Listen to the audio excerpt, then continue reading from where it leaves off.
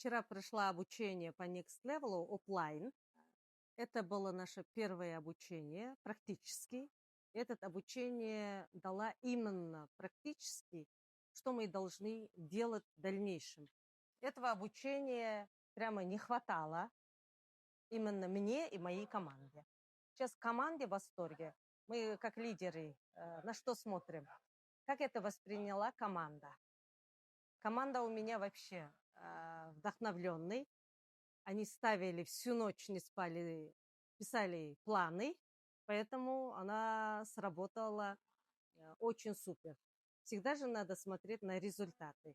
Если ты проходишь целый день, не знаю, месяц какое-то обучение и не дают результата, это совсем другое. А именно, смотря на свою команду, я очень довольна с обучения Next Level.